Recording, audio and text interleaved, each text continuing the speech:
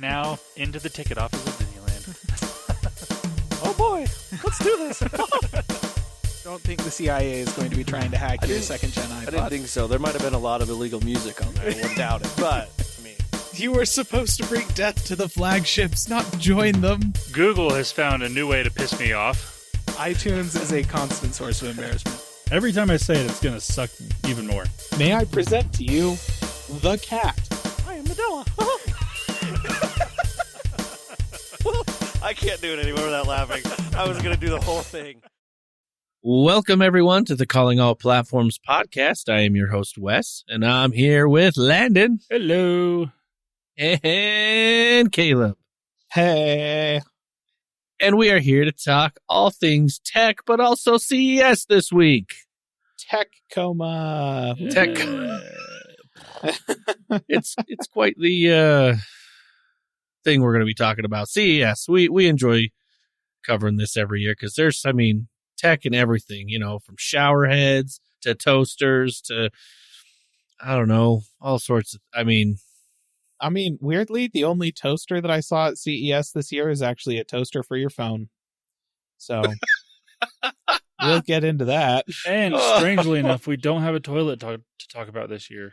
No, I didn't see any toilets are old toilets. news, I guess. I don't know. No AI toilets. Dang it. Artificial toilets. Don't worry, you're not crapping. We fill it for you. We fill it for you. By the way, that's you just need to AI. stop eating dairy. I feel like. Yeah. Well, most of this is toilet talk anyway. Let's get into this CES 2025. First thing on the docket here, we're going to talk about some Nvidia. They announced the 50 series GPUs. Yep, they did. And it's fine. It's fine. The news is fine. Did you see how I think I want to look it up. I forgot to look it up. I was gonna, but how they clocked these, what they used the term freaking the AI tops or whatever it was. It's not flops, it's AI tops. So to be clear, listener, this was, we don't have benchmarks or third-party reviews or anything like this. We just have NVIDIA's announcement of them. So any performance numbers you see for these cards, you have to basically just bury them in salt, right? Don't take any of it seriously. Yes.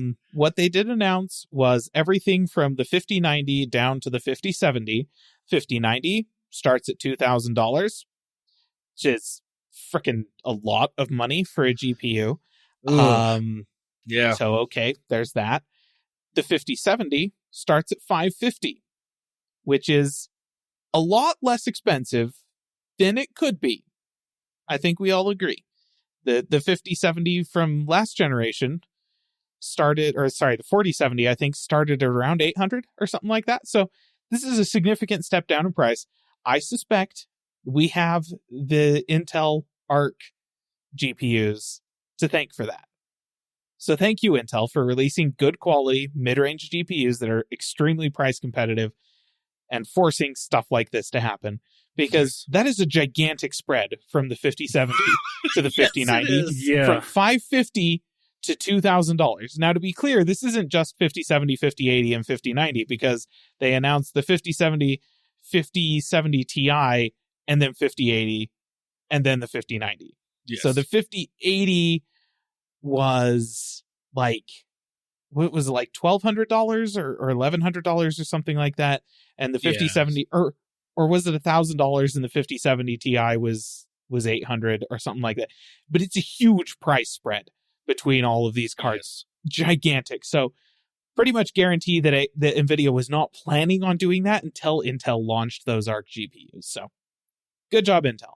Now, the other noteworthy thing is that Nvidia on stage put up a slide that said that the 5070, the $550 card, had equivalent performance to a 4090, which is like a $1,600 card. To be clear, listener, this is bogus. This is nonsense. It's baloney. There's no way in snot you're going to be able to get a 5070 to output the same frames as a 4090.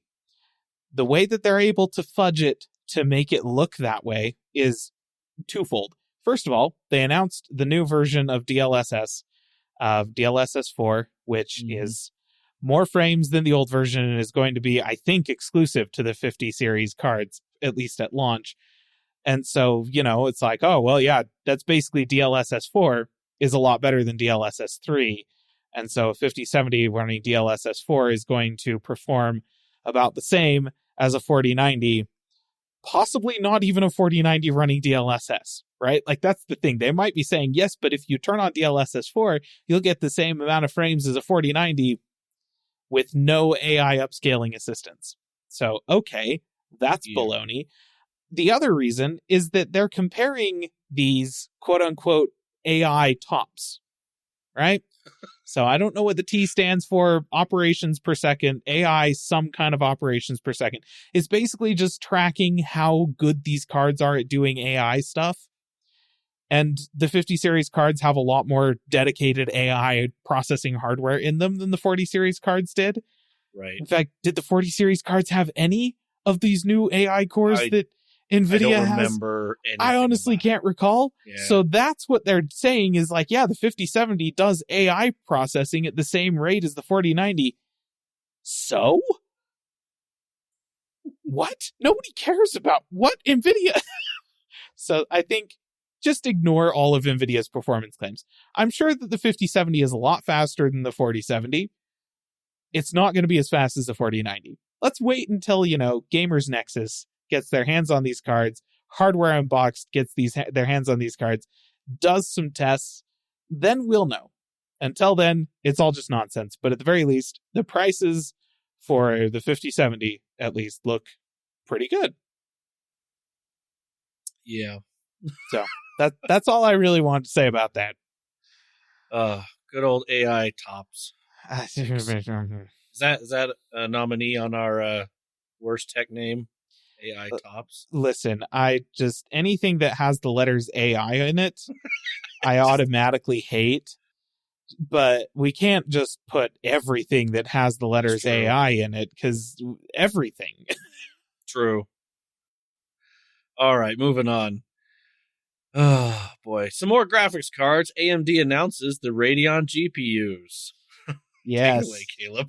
And in stark contrast to NVIDIA's announcement, they had nothing to say about these cards. It was freaking weird the way they did this. Like, they quote unquote announced them to like their media partners, the influencers and news outlets and stuff that they work with.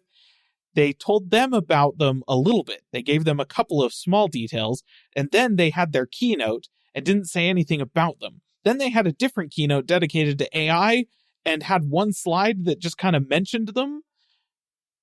I don't know what's going on, but essentially, yeah, Radeon GPUs. AMD has announced the first two GPUs in the next generation of Radeon desktop graphics cards, and they are going to the 9000 series. They're skipping the 8000 series. I guess they're going to be using 8000 for some mobile GPUs or something like that, but the 9000 series is going to be their next generation desktop GPUs. They've announced the 9070 and 9070 XT. Now, listener, if you know of AMD's graphics cards for the past few years, they typically have a naming convention that is like Radeon RX and then a 4-digit number that is usually, first number is the generation of the card, second number is like, where in the hierarchy that card sits, and then the third and fourth number are used for like minor revision, like changes and stuff like that. And then if it's a really good card, they'll put an XT on the end of it or stuff like this. Basically, the XT is just AMD's version of the TI that NVIDIA uses. That's how it's been. But now it's a 9070 and 9070 XT, which may sound an awful lot like, say this 5070 and 5070 Ti that NVIDIA just announced. Because I guess AMD is now changing the branding of their cards to confuse consumers. No, make it easier for consumers to tell how their cards match up against NVIDIA's. That's what they're saying. Obviously, AMDs are better because they're 90, not 50. There you go. That's Bigger it. number. Bigger, better I number. think that's genuinely what they're hoping happens. They're all like, well, no. See, this way you know that the 9070 and the 9070 XT are going to compare to the 70 class cards from Nvidia, and maybe like the 80, like lower end 80 class cards in the case of the 9070 XT. Sure, AMD. we'll go with that. Thanks. Well, let's move on to the next one here. Also, the new Ryzen CPUs for mobile. Yep. If you're buying laptops here in the near future, listener, you're going to be able to get Ryzen laptops that are, current generation Zen cores and stuff like that, which means they're going to have the 9000 series processors in them. So that's great. If you're buying a laptop and it's got an AMD processor in it and it says 99 something HX or whatever, that means that it's a really high end processor that's the latest generation, and that's great. So go for that. The naming schemes for these things are very convoluted and kind of insane, and that's kind of always been the case for AMD, but the main takeaway is that they now have some of their high-end laptop chips that will also have 3D V-cache with the processors, which has been a really great thing for gaming on the desktop side of things. So if you want to buy a gaming laptop, you can now get AMD gaming laptops that have 3D V-cache, which is cool. Cool. 3D V-cache. Fair. All right. Moving on. Dell. They did some interesting things. They rebranded all their stuff. Yeah, this was... Look, I've complained about Apple's naming schemes for their phones for literal years on this podcast, so I don't think I need to go into much detail as to why I hate all of this stuff. If you want to, you can go back and listen to the past 5 years of podcast, listener. That's how you find out why I hate this stuff. Yes. Dell is no longer, they're getting rid of their, the XPS and the Inspiron and the whatever product names for their laptops and desktops and stuff like that. They're rebranding everything to Dell, Dell Pro, and Dell Pro Max. So even better, it's actually like not just like those three tiers. There's a matrix of things, because inside of each of those you have a base tier, which is just the thing that I just said, or you can have a plus tier or a premium tier, right? So essentially, Dell refers to their consumer grade computers. Dell Pro are their computers made for professional use cases. Like, so they're traditionally kind of business oriented stuff. Mm-hmm. And Dell Pro Max are their super powerful high-end workstations. This applies to both laptops and desktops. That's just how it is. You want a super high pro-end, like pro workstation for big number crunching and stuff like that, you're looking at Dell Pro Max, whether it's a laptop or a desktop. And if you just want something that's professional business laptop, Dell Pro, right? But you can get a Dell for consumer stuff, but you can also get a Dell Plus or a Dell Premium, or you can get the Dell Pro or a Dell Pro Plus or a Dell Pro Premium, or you can get a Dell Pro Max or a Dell Pro Max Plus or a Dell Pro Max Premium. That is Listener, now the naming scheme they're going with. you need to get some caffeine to go back and re-listen to that whole thing. Please feel free. So good work, Dell. That is the most Apple thing. They basically, this is like them going, you know what Apple did really good? When Steve Jobs came back to save the company from bankruptcy, he killed off all of their stuff and simplified their product stack and all that. He did do that, and it was very straightforward for a few years there. But he was trying to save the company from bankruptcy, Dell. Is this your way of crying out for help? Like, we're about to go under and we need to completely rebrand everything to try and do a Steve Jobs? And also, Steve Jobs isn't responsible for the whole, iPhone iPhone Plus, iPhone Pro, iPhone Pro Max. Like, yeah, I don't know. I feel like this isn't the move. But oh well. Oh, and what they're not telling you is that the only difference between the Dell Pro and the Dell Pro Max is a slightly larger screen and maybe a better camera. It's probably the amount of RAM it has, if we're being honest. It's just like, yeah, if you get a Dell Pro Max, you get like 2 terabytes of RAM. It's like, no, it's just a bigger screen, just like the phones. That's fair. Yeah. They're really going in on the copy Apple thing. I guess. All right, let's move on to the next thing here. Qualcomm. They announced an even worse Snapdragon PC chip.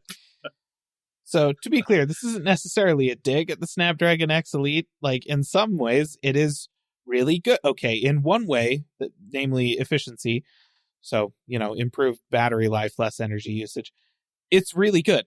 But in a lot of other ways, like processing and being able to run software smoothly and that kind of thing, it was not quite the Apple Silicon moment for the PC world that Qualcomm promised it was going to be. And they have now released a new processor in the line called the Snapdragon X instead of the Snapdragon X Plus or Snapdragon X Elite. Just based off of that naming, you might be able to assume, listener, that this is a worse than those other two. So yeah, that's the thing. If you find a Snapdragon X powered computer out in the wild, you might be better off just not. Yeah. Just don't do that one. That's okay. Yeah. All right, moving to the next thing here. Lenovo, they announced the Legion Go S handheld gaming PC. This is actually great news. Not necessarily because the Legion Go S is anything particularly special. It's a new Lenovo Legion handheld PC. Retail prices a little bit under $500, I think, or was it just over $500? So fairly reasonably priced. The Legion Go is a good handheld option out there. What makes this one special is that there's going to be a version running SteamOS. Yep. So there it is, confirmed. SteamOS running on a non-Valve made device. There will also be versions of it running Windows. And later on this year, Lenovo says that there's going to be a non-S version of the Legion Go that's going to be updated that will also be running SteamOS. So this is a thing. Steam, like, Valve is licensing, or is... I don't even know if they're licensing. Probably there's some kind of license fee being paid for them to be shipping this thing with SteamOS. But SteamOS being an open source operating system is kind of like, I mean, maybe there's no license fee even. Well, I wondered that as well, because I noticed the pricing on the Windows version starts at $600. The SteamOS one is going to start at $500. I think that the Windows version, though, isn't it? I think the Windows version, at least initially, is going to have a more powerful processor than the SteamOS version. It's shipping with a slightly upgraded version of the latest version of AMD's what are they called? Z something. I can't remember. The processors that they made specifically for handheld gaming PCs. I think that the Windows version gets a slightly more upscale version of that processor. So that's why the price difference is there. Gotcha. But honestly, licensing, like OS licensing, might also play into that. It's entirely possible. I'm assuming, because they can't make money on Windows 11 anywhere else. Oh, yeah. I mean, I do hope that that Valve is getting something from SteamOS being licensed out or put onto things. They might not be charging as much as Microsoft is, but I do hope they're getting something, because that means that they're making money off of it, which means they're actually going to want to put some effort into keeping it updated and putting games on it and whatnot. Right. So, I yes, but also Valve is probably happy with just getting just guaranteed sales. Yeah. Like, True. Valve is probably happy with, Steam is going to be installed on all of these Legion Go devices. People are going to be buying games through Steam, and that 30% cut that they're getting is enough for them. Yeah. That might be. I mean... That's fair. And that honestly ties into this next thing. Wes, I'm just gonna say it because this is like basically a sub bullet of the Legion Go announcement. Kind of as a part of this, Valve, like engineers from Valve that were at CES talking to people, confirmed that SteamOS is going to be getting a public release sometime this year. They don't have like a specific date or anything like that, but alongside the Legion Go S shipping with SteamOS, they're all like, yeah, we're going to have like a public release version of SteamOS ready to go sometime in 2025, which, you know, that'll be free. It's a free operating system designed for playing video games. And I'm sitting over here like, you know what? That is 100%. I'm going to go just get myself kind of a lower end SSD to install that OS on so that I can stick it in my computer alongside my game library, which is on a separate drive, not my boot drive. And then I'll just import all of the games from that archive drive into SteamOS just to see how many of them I can play. Because I got to tell you, if it's a large enough percentage, I may be ditching Windows this year. I mean, yeah. Like they have been bugging me about Windows 11 for long enough. So no, this is, and you know, coming a week after my wish list, I'm feeling pretty good about that one item on my wish list that was SteamOS. I mean, yeah, but you also knew that was coming. So that was, like I said, I felt pretty good about that one. It's nice to get it confirmed so early on in the year. Yeah, also to just add a little bit to it, I didn't write it on here. About the Windows version on that, they had Jason Ronald come out, and he actually on an side interview talked about what they're wanting to do with the handheld for Xbox on Xbox's side of things, because they talked about the Legion Go OS and what they're doing. But the big thing that they were talking about is they want the best of Xbox and Windows together, is the quote unquote what they were saying for this next handheld that they're saying. So I don't know what that means, but hey, going back to Windows 10. I was going to say it means Windows 10. If that's not what they sell, then they're wrong. So we'll see what that means. But yeah, he had a small interview about it and what they're bringing this year. And so I guess that's part of my wish list. You know, we were talking about that this might happen anyway. So yeah, we'll see what happens. I'll have more on there. I was trying to look it up if there was more little details on that, but no, that's the big takeaway. The people are really speculating with that. So we'll see. I'm sure we'll see something. All right, moving on. We got the MCON mobile controller. This is something. Say that correctly? Yes. You okay. Did. So this is something that I added to the list, listener, because when it comes to gaming stuff, it's got to be mobile, right? Right? True. Granted, this isn't my kind of mobile gaming, but it is kind of a cool device. So there are plenty of like controllers that can snap onto your phone in one way or another, but I really like this one. The MCON, they call it the switchblade of mobile controllers, and it kind of makes sense because they worked with a company called OSnap, which you may have heard of them. They make little MagSafe things that go on the back of your phone. I actually have one that has a little, like a pop socket type thing that also works as a kickstand, and I love it. It works great. They worked with this company to get the manufacturing of it ready to go and also make it so it's MagSafe compatible. So it can just slap onto the back of your phone if you have a MagSafe phone or a MagSafe case. And they do have little adapters for Android phones that don't have MagSafe, which is all of them at the moment. So that's nice. It is in Kickstarter right now, but they have their goal was $25,000. They're currently sitting at 1.1 million. So yeah, okay. They've definitely hit that goal and surpassed it by a lot. If you want to get one, it's $119 right now for the early bird version on Kickstarter. But the cool thing about this, so like I said, it slaps onto the back of the phone and then it flips out. So like you can have it on the back there and you won't even see it. It does add a significant thickness to the phone, but it'll slide out and then it's got 2 extra what do they call it? They call them fold out grips. So they kind of fold out, so it makes it so it's easier to hold, and all the buttons and controllers are all there. Like it's got joysticks, and they've also mentioned how the buttons are silent. So if you're playing in a place where you can't really be making a lot of clicking noises and stuff like that, it makes it so you can do that. And they also made it so you can customize it down the road. Initially, they have a black version and a white version, but they just put it all together with just your typical Torx screwdriver screws. So you can take it apart and switch out all the buttons for different colors, or the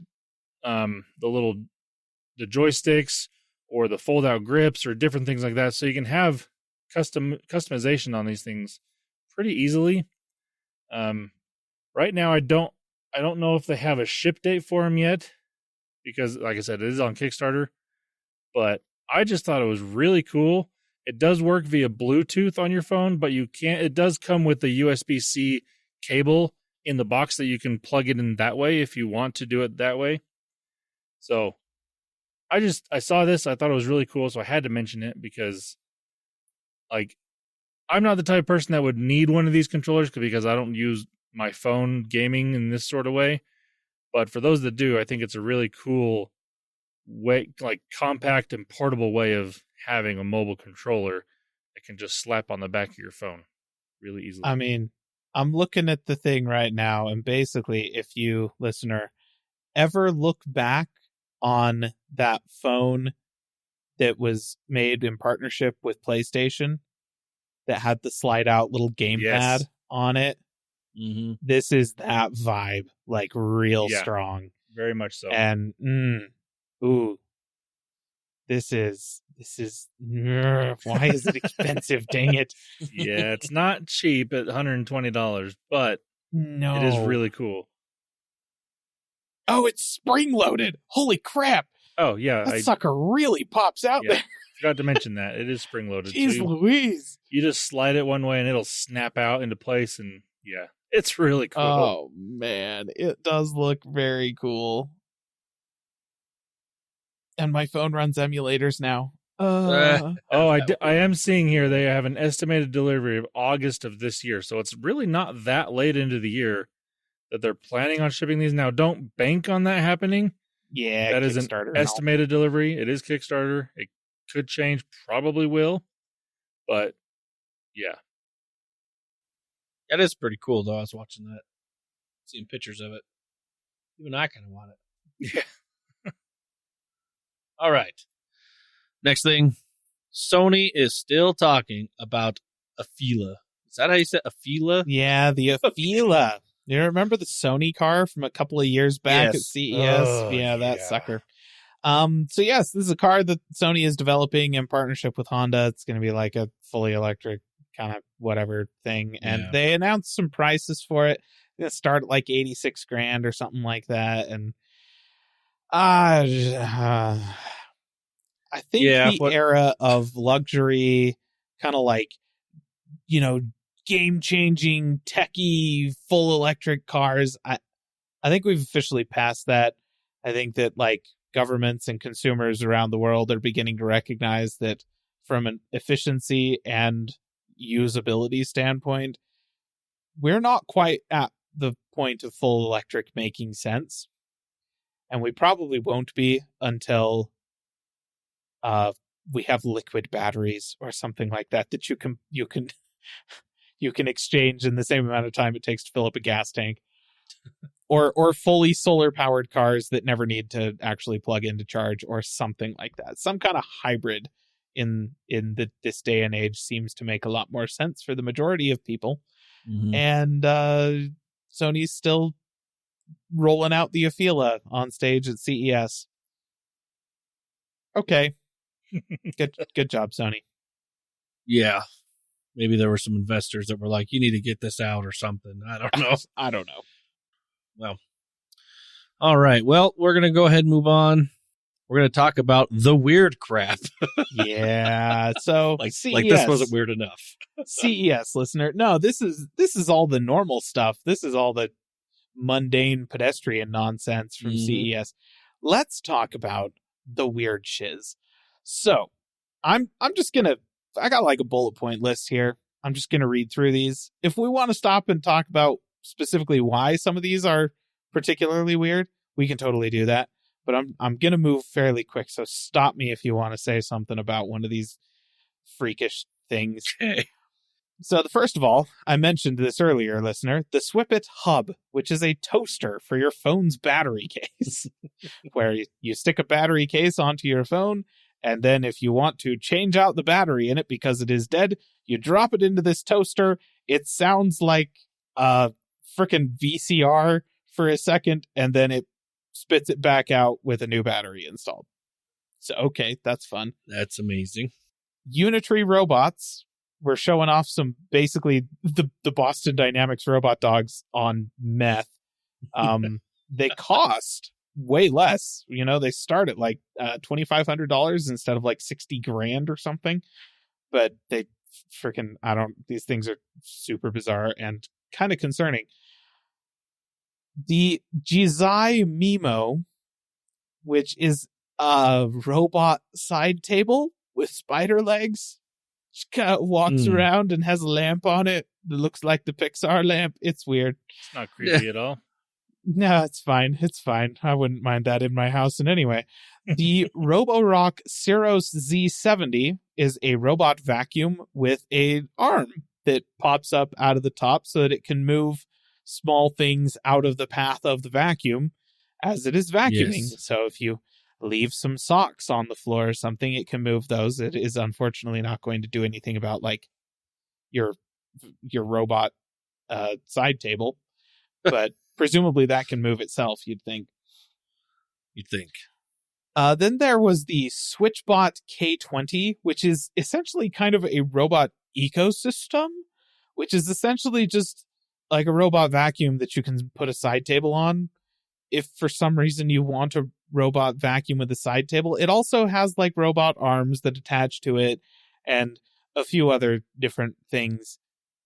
It was, I don't know. Somebody looked at robot vacuum and went, that's all we need. We don't need different types of robots, just a robot vacuum with attachments and we're good.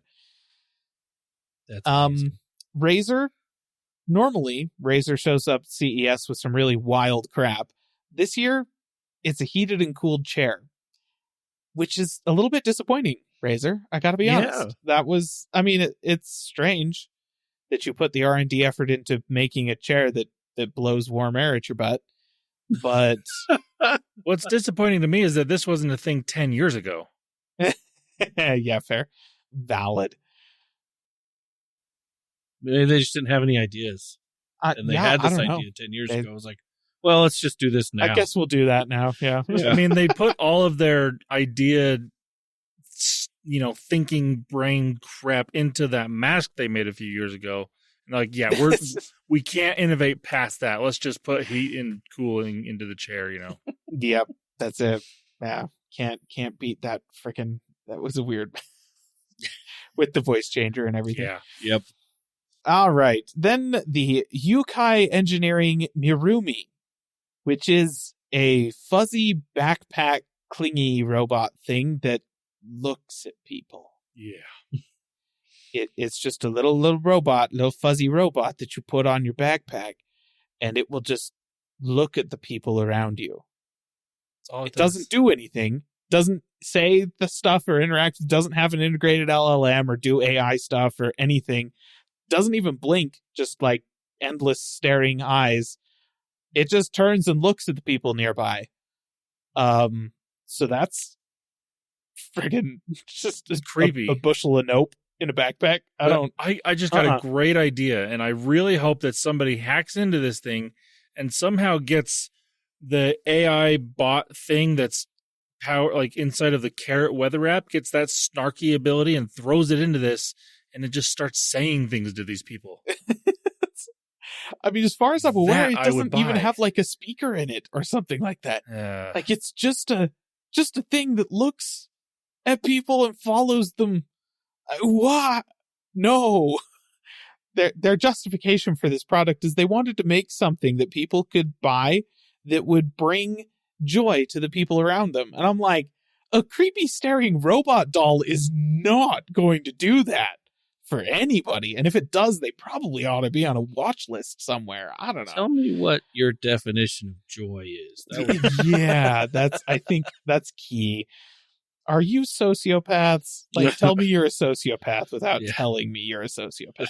At least, I mean, to be fair, at least they made it look more like a pink monkey instead of like this creepy baby doll type thing that looks at you, because that would be worse. That's true. Well, speaking of, let me tell you about this next item. TCL's Amy, which, listener, is spelled AI-me. It's like AIME. 2 words, but it's pronounced Amy. It's a robot sibling for your kids, essentially. That's what they're pitching it as. Yeah. It's like this little kind of chunky robot thing that has like a cradle and everything, and will ask questions and stuff like that. So this one does have an integrated LLM and will like talk to people and interact with people and carry on conversations. They had a little video showing it off, and there's like a little kid in this video that keeps interacting with this thing, and it's like asking the kid questions. And one of the questions it asked was, "What is living?" This kid's like 6 years old, and I'm all like, wow. What kind of philosophical nonsense is this? So I mean, I'm looking at this video right now. I'm not listening to it, but I'm looking at it, and it itself kind of looks AI generated. Uh-huh. Parts of it might be. Let's be honest. Fun. Yeah. No. Oh, geez. It was. Yeah, that thing. Freaking. It's a super creepy, pretty dystopian product in the first place. In the second place, that name is already on the list of nominees for worst tech name of the year because I hate that concept of like, oh yes, Amy. It's AI me. That works. Anyways, TCL. Bye. Yikes. All right. Next, the Lenovo ThinkBook Plus Gen 6, which is a Lenovo ThinkBook with a display that gets taller if you want. Yay. Like it's a laptop, right? It's just a laptop. You open it up, looks like a normal laptop, but then it has the ability for the display to grow upward. It like gets taller because it's got one of those rollable OLED displays in it. And it, gets taller, and then you've got more usable screen space. And you would not be able to pull this out in a coffee shop. You would get way too many of the, "Oh, are you just happy to see me" comments, or stuff like that. Try using this on an airplane. That would be absolutely awful. Oh, geez. And I gotta be honest, I was watching it and I'm like, that's just going to raise the center of gravity for this laptop. How heavy is the base that it's going to keep it from tipping back? If you is that going to be a problem? Is this thing going to constantly be falling over backwards? Yes, you have to keep your hands on the bottom. You're holding this thing down. No, I don't know. Weird. It's a weird application of rollable display technology, I will say. I still don't have my stupid, tube of chapstick that turns into a smartphone. Instead, we have this, but I guess baby steps. Wow. The next one is for all of you that really, really hate your commute and wish it was faster and had less traffic on it. The Xpeng Aero 18, which is a big old van with a helicopter shoved into the back. Basically, you just kind of open up the back of the van, like this big old helicopter pops out. It expands like quadcopter style, and then you have a helicopter thing that is probably not legal to fly anywhere. At least anywhere where there's like a population of humans. So don't know what the use case for this could possibly be. But okay. I don't know. Yeah, I want one. Not gonna lie. This looks awesome. And then to go with your van that turns into a helicopter, you can get a computer that shoots keyboards at you with the Auto Key Bow, which is a Linux PC that that sits behind the keyboard, essentially, right? So like instead of having a PC off the backside of your keyboard, it's off the front of your keyboard, such that you like rest your arms on it in order to type. And it has a built-in ergonomic keyboard. So, right? So the keyboard is split in half so that you can kind of sit there and type on it. And then if you want, instead of your keyboard, like a number pad, you make a gesture with your left hand and the keyboard slides into the computer, exposing a number pad underneath it. And then you can type on the number pad, make another gesture, the keyboard pops back out. And on the other side, if you want a mouse, that's cool. It's under the keyboard too. Just lift up your right hand. That keyboard is going to slide back in. You're going to be able to use the mouse and then do that. And the keyboard just like pops in and out of the computer as you go based on the gestures you're making with your hands.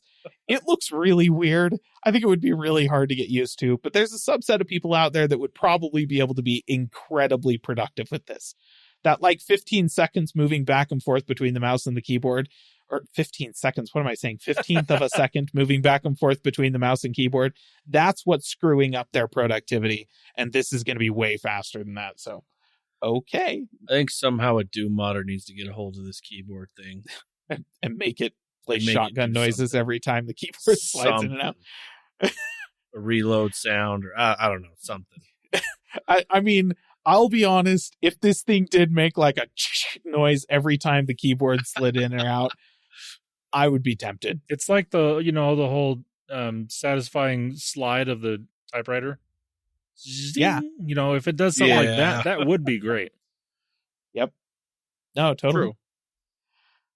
All right. And then last of the weirdness for this year's CES that I wanted to call attention to is the Alcatel WP200 Pro, which is a smartphone with a smartwatch built into the camera module on the back.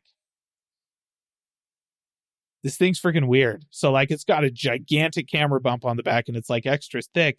And if you flip it over, there's like a little thing in the middle. It has a screen on the back of it. You take it off and put it on a wristband and it's a smartwatch now. Oh, that's cool. Turns out smartwatch also has Bluetooth headset built into it. So you can take it off your wrist and stick it in your ear. Well, now it's Bluetooth headset. I don't know what the designers of this phone were smoking when they designed it, but I love it. Wow. And this is what we need more of at CES. Just really stupid concept phones that nobody was asking for and honestly don't really make that much sense. But why the heck not? That's amazing. That is awesome. It's amazing. Wow. Sorry, I'm fascinated with this phone. I'm like looking at it. Okay. Hey, it's got a it's terabyte of weird. storage on it. Yeah. No, it's not a bad phone either. Like Wow. decent specs. Yeah. Smartwatch. It also has Bluetooth headset built into it. That's 24 gigs of RAM. Wow. Wes, I found your next phone. that's pretty cool, actually. All right. Well, I think that's all of the things we want to talk about CES. I'm sure that there's a bajillion other things Oh, yeah. that were there, but these ones we decided we wanted to at least mention or talk about. So, all right, let's go ahead and let's move on. We do have some Apple news. Ming-Chi Kuo supply chain report. Apple Intelligence isn't driving upgrades. What? No. So this Weird was how just, that. This is a thing. Ming-Chi Kuo released a report about Apple's current sales and supply chain performance, and essentially the takeaway is that people aren't upgrading to the iPhone 16, and the takeaway from that being that turns out if Apple Intelligence is your only selling point for a device, that's not enough of a selling point. Which is the thing that we already knew here, but now Apple is learning it. Yeah, the fact that both Caleb and I still have phones from the iPhone 13 family of phones says that exact thing. Yeah. Yikes. All right. Next thing here, we got the iPhone SE4 expected around the end of the first quarter of 2025. Yep. So there was a rumor early on in the week that somebody on Twitter, I think, was pushing around that suggested that Apple was looking to release the next generation iPhone SE at the same time as iOS 18.3, which is slated to come out like the end of January. Okay? Turns out what that rumor probably is going to be is that it is going to ship with iOS 18.3 on it. Not necessarily that it will ship at the same time as iOS 18.3. Both Mark Gurman and Ming-Chi Kuo came out after that rumor and said that they were expecting it. Mark Gurman said in the early April timeframe. Ming-Chi Kuo said that it was going to be the middle of the first half of 2025, which is the end of the first quarter / the beginning of the second quarter, which is the beginning of April timeframe. So both those seem to agree. That's kind of when we're expecting the SE4 to launch. Also, we are now predicting that the SE4 is actually going to be rebranded to the 16E. So instead of it, so it'll be a part of the iPhone 16 family, be called the iPhone 16E. And that probably means they're planning on releasing these at a much more regular cadence than once every 5 years. So hopefully. I also take that to mean that it's going to be a redesign similar to what we've seen. Like, even if it's like that XR body, you know, the older style, but it's still the full display. There's no home button. Yeah. Because the SE, you think, oh, that's the one that looks like the old iPhone with the home button, the giant forehead, you know, all that stuff. Whereas this, if it's a 16 family of phone, it's got to have a different design. I'm hoping that because it's being branded as a 16, that means that they're going to make it the same size as the Mini would be. Because it'll just have the same design style as the 16, but then just be smaller and cheaper. I can dream. Okay? I was going to say, that sounds more like a dream or a wish. Don't take this from me yet. I mean, this is going to be coming out after you've already bought your Moto Razr anyways, so... Look, that would be your luck. I'm not going to say no. That would be your luck. All right. Well, we have some Microsoft news, and Bing goes Google. Listener, this is great. So, I don't know if you're a user of Bing. Maybe you are. You're one of 10. But there was a short period of time earlier this week that if you were to search on Bing if you just typed in the search bar Google and pressed enter or press search or whatever device you're using, however you did the input, that it would pull up a page that looked like the Google's web, like google.com, like had a little picture up, the little Google Doodle thing, like it had something that looked like something that would be on Google's website. Had a search bar there. You scroll down, it has links that are just Google type links. But if you scrolled up, like to the top of the page, because it actually puts you slightly down from the top of the page. If you scrolled to the top of the page, it would then show the Bing search engine search bar, but it made it look just like Google's website, which is very, very interesting. It's like, well, you're searching for Google anyways. Let's just keep you on Bing, but make you think you went to Google. Yeah, what's funny about this is I didn't hear about this until today. Someone that does use Bing and stuff, apparently they don't need to show me, I guess. I mean, you aren't searching for Google on Bing either. So apparently, like, what this tells me is that there's a lot of people that for some weird reason are using Bing to search for Google instead of just going to Google. You know, that is a weird concept.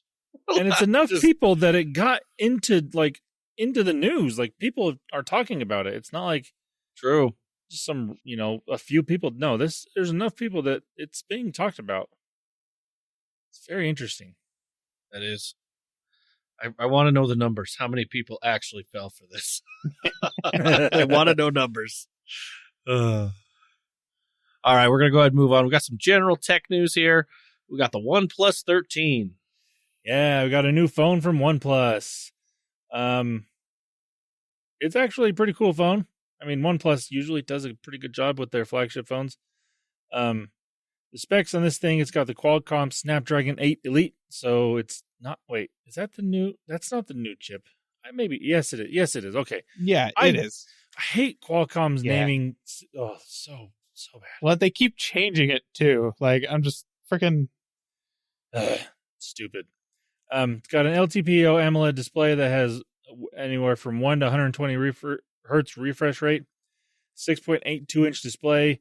You can get it with either 12, 16, or 24 gigs of RAM, up to a terabyte of storage, 6,000 milliamp hour battery. Charging, I mean, this is OnePlus, so you can get 100 watt wired charging or 50 watt wireless charging if you use their chargers, which you probably should. Let's see, it's launching with Android 15. The front camera is a 32 megapixel sensor. On the back, it's got a 50 megapixel main sensor, a 50 megapixel 3x telephoto sensor, and then a 50 megapixel ultra wide sensor. And you can get it in black, white, or blue. I like that they didn't, use weird names for the colors. It's just black, white, or blue.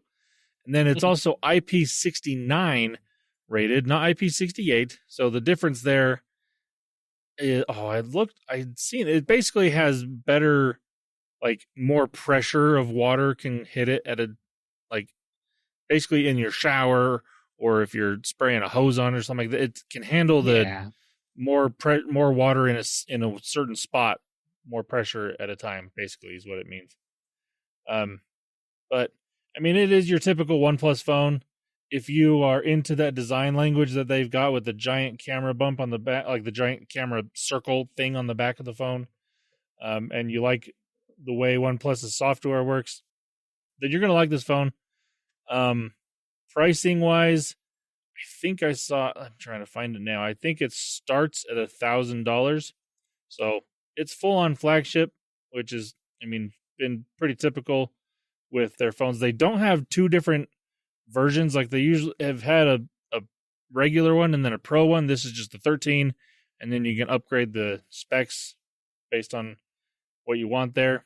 So, okay, that's fine. You can purchase it now. There's no pre-order or anything. It's just available to buy. So that's fun. But yeah, I just wanted to mention the new phone from OnePlus. The worst part about this is because it is OnePlus and because they do their own thing when it comes to charging, this does not have Qi 2 support. So we are still waiting on that to happen. But that actually leads me quite nicely into the next thing I want to talk about. Sorry, Wes, I'm going to take this away from you. Go for it. Qi 2 is coming to Android this year, according to the wireless, what do they call themselves? The Wireless Power Consortium. That's what it is. People that are in charge of setting the standards for Qi and Qi 2. They have said that they have worked with Samsung and Google, and they are both going to be launching phones with Qi 2 ready to go. Now, there is a potential little twist here because, this is the worst part about what the wireless power, what did they call it? It's stupid. Anyways, the Wireless Power Consortium put out on Twitter a little bit ago saying, get ready for some major Qi 2 for Android announcements in 2025. Plus, at CES, we'll introduce Qi 2 Ready. That's a different version of Qi 2, and that's what has me worried here. So they're saying this is an extension of the Qi version 2 standard that enables approved Qi handsets to deliver a Qi 2 user experience when paired with specially approved cases. That's not Qi 2, Wireless Power Consortium. You even said this literally 3 weeks ago. You said that if for it to be Qi 2, it has to have the magnets and everything you said built into the phone. And now you've changed your mind because now it can be Qi 2 Ready with a case. So I'm genuinely hoping that neither Samsung or Google does that to their phones and are going to jump through that little loophole to say, yeah, our phone's Qi 2. No, it's not. I really hope that the phones themselves are actually Qi 2 compatible, because this is not Qi 2 compatible. This is stupid. Yes. Sorry, Okay. Rant over. I like that you got a rant in there. All right, let's go ahead and talk about Meta. Meta is shutting down its fact-checking program. Yeah, so now initially when I heard this, I'm like, well, that sounds like a bad idea. But then I read a little more into it. So the fact-checking program that Facebook they do it on Facebook and Instagram, that they put into effect in 2016. Basically, like, if you actually look at a lot of third-party, supposedly non-biased studies, like, this is from multiple different universities and companies that are checking these fact-checking things on Facebook and Instagram, they're actually have gotten to be less and less accurate over time. Yeah. And so what Meta is planning on doing, instead of doing the fact-checking thing, they're going to do the community notes system, which is similar to what is on Twitter at the moment, which actually has proven to be more accurate in most cases. There are still going to be some outliers, obviously, but overall is a little bit more accurate than what Meta was doing with their fact-checking program. So I don't actually hate this move. It's just interesting that it took them this long to figure out that it may not have been working the way they wanted it to be working. Now, come on. The way they want it to be they want it to be working in the way that makes them the most money. And honestly, for most of these social media platforms, the less fact there is on there, the better. But no, like, the trouble with what Facebook is doing here, from my perspective, is like, could we have both? Maybe. could we get the fact checkers that are paid, third party fact checkers that are doing this, and the community notes feature? Well, I think the reason they're not doing that, like I said, there are multiple studies out there that just showed that the fact checking has gotten worse and worse over time. So if they were to somehow make the fact checking better, then I could see that not being a bad idea. But at the moment, it's just not great, according to them at Meta and, again, other third-party studies that have been put out over the years. All right, let's go ahead and move on.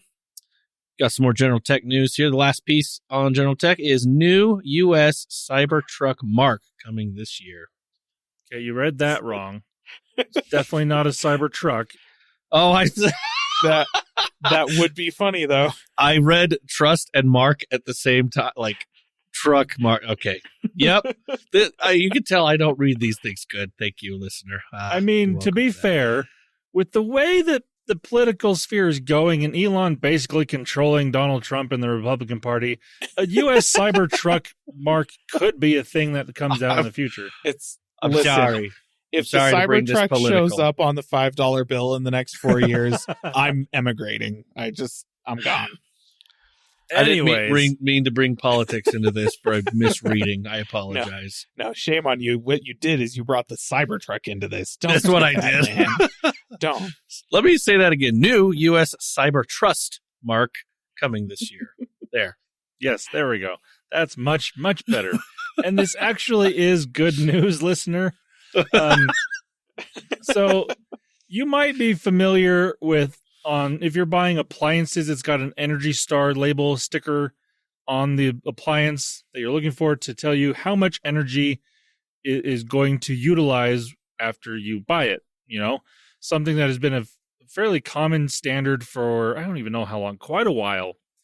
It's been a while, like 40, 50 years, something like that. It's been a long time, yeah. But the FCC and the White House are introducing a voluntary, what they're calling the U.S. Cybertrust Mark for wireless smart home devices, basically to help consumers identify which products actually meet the cybersecurity standards set by the FCC. And I don't hate this.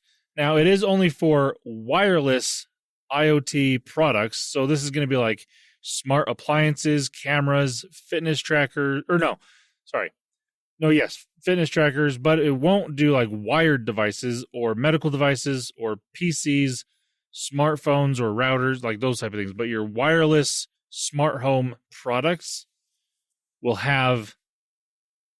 can have this mark. There has to be certain standards met, and the products are going to be tested by the National Institute of Standards and Technology.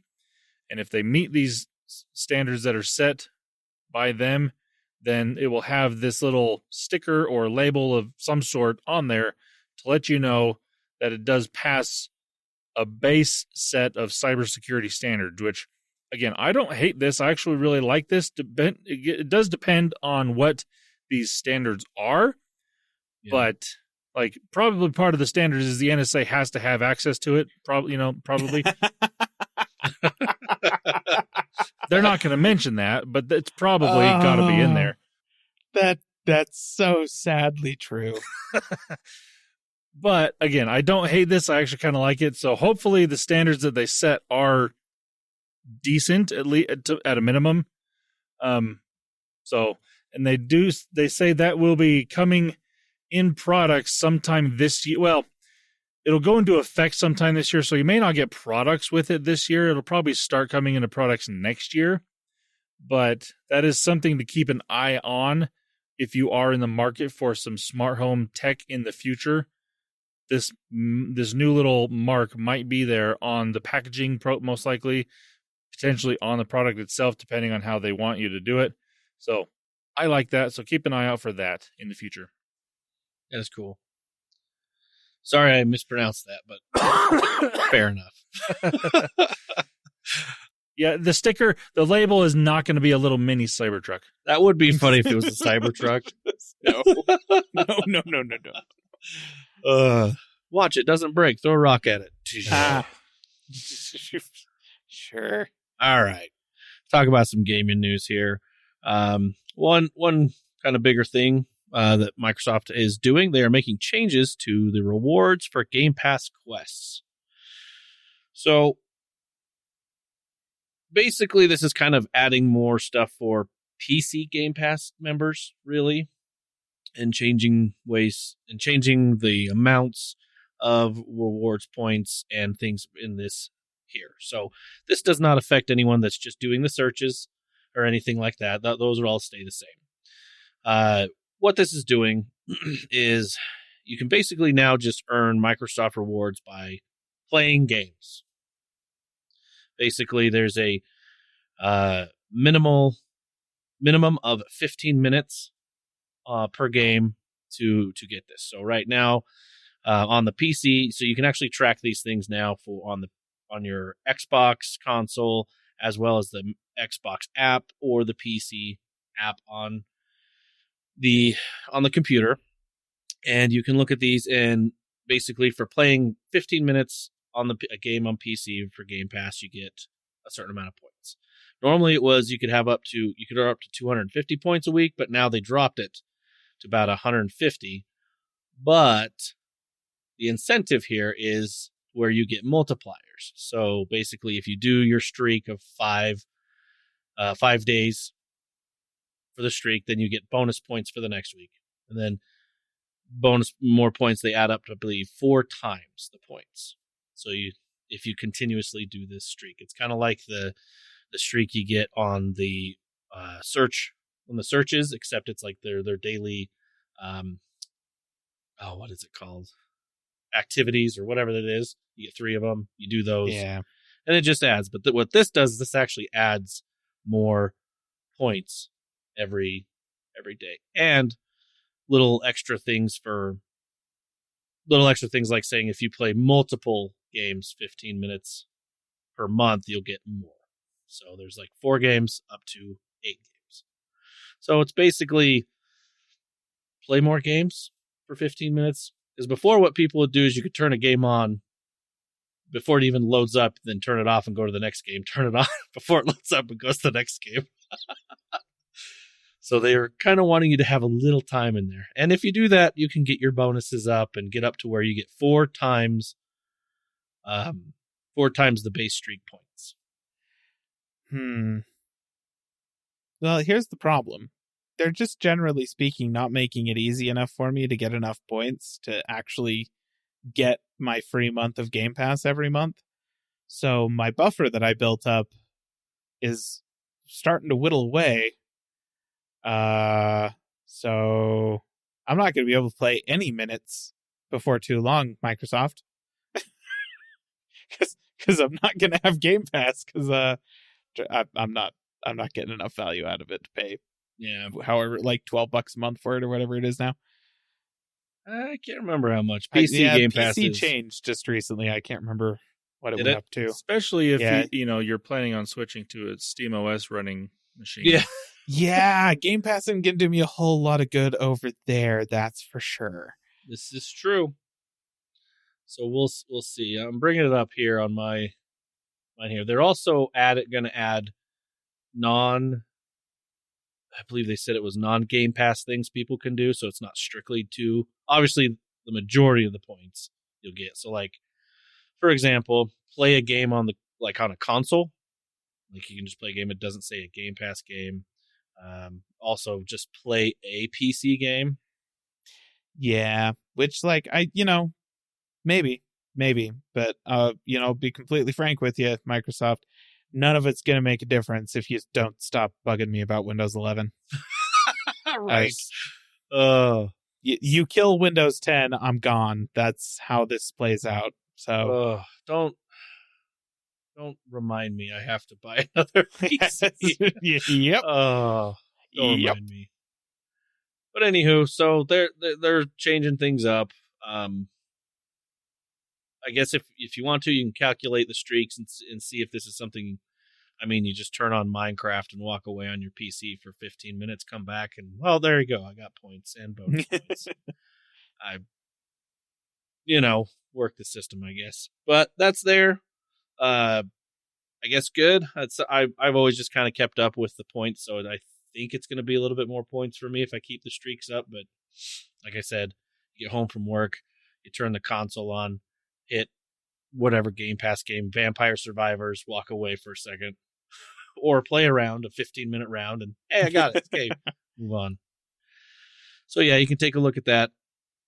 They did come out with a YouTube video, but also if you look at your Xbox or have the Xbox mobile app, everything will be on there, even the PC stuff, kind of your tracker, your rewards hub, if you will. So, all right, go ahead and move on. Microsoft did announce today that they are partnering with LG to bring the Xbox app to select LG smart TVs and Game Pass Ultimate Catalog to the gaming portal.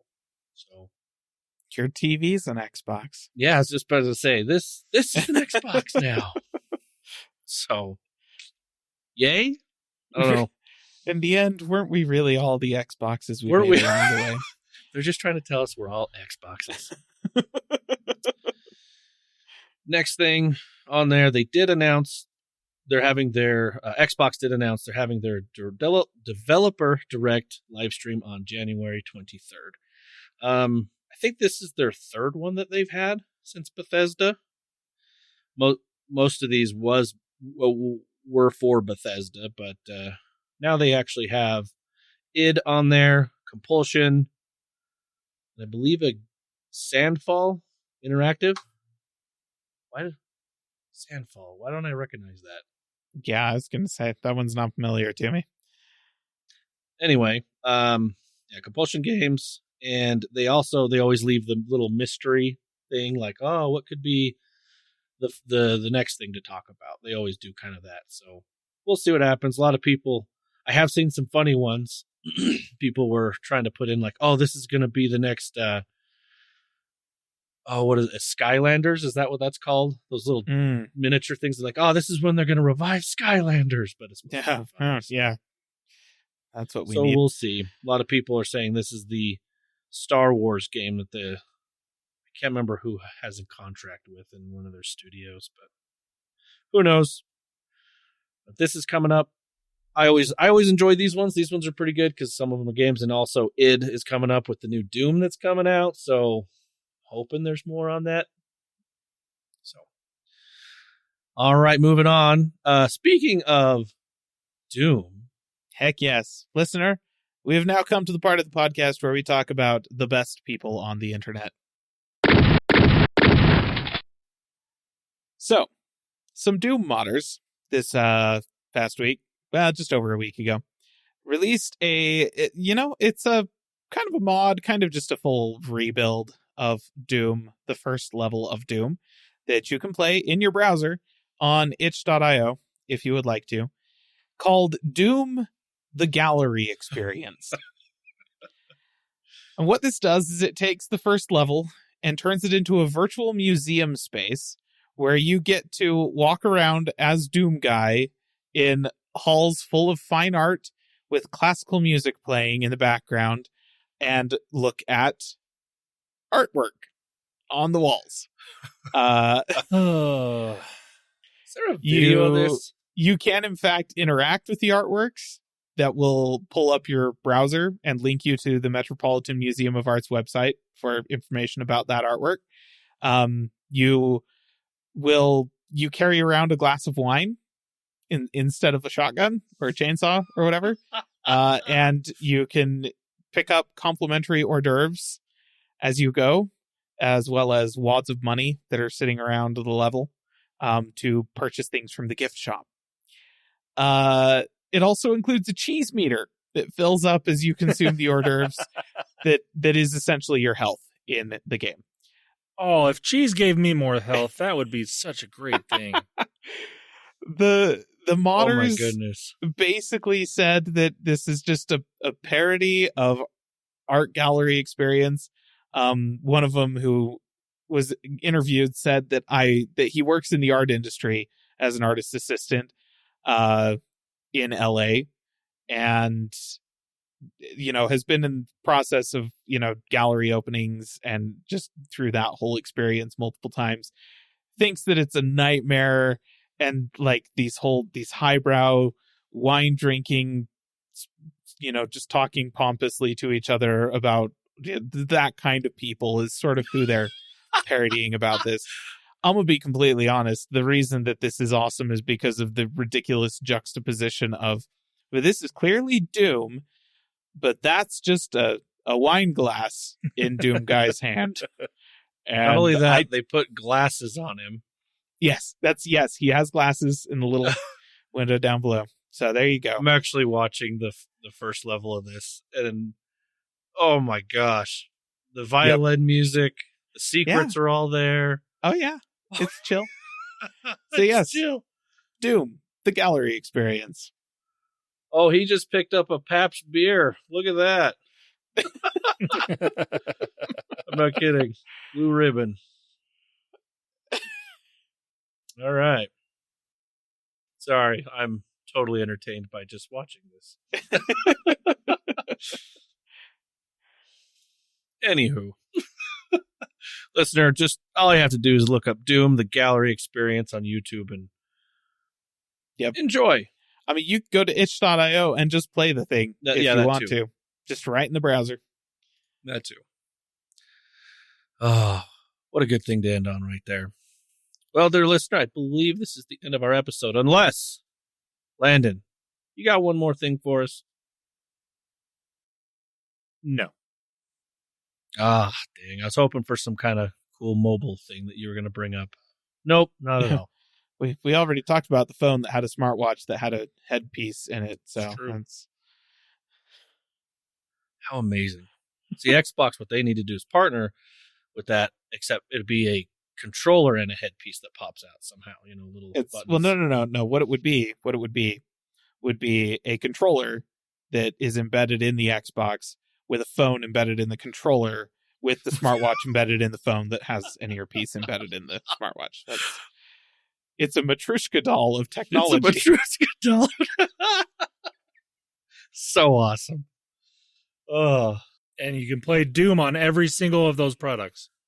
If anyone out there just heard what Caleb said and wants to make that and put a YouTube video together, please, I would love to see that. Yeah, seriously. That'd be amazing. would be great. Or I just need to get on some AI image generator and just see if I can get something put together. Be crazy. Anywho, I think we're just rambling, but we're going to go ahead and end this episode here. This is our CES 2025 episode. Listener, thank you so much for listening. We appreciate it. And if you want to get a hold of us or have anything you want to tell us or talk about, you can get a hold of us on our social media platforms as well as callingallplatforms.com. You can take a look over at our YouTube channel, which might get something uploaded. I don't know when. You can yell at Caleb for that. All right, listener, have a good week. Bye-bye. See ya. Calling All Platforms is a production of Supporter Sound Studios. To learn more about how you can support the podcast, go to www.patreon.com/callingallplatforms.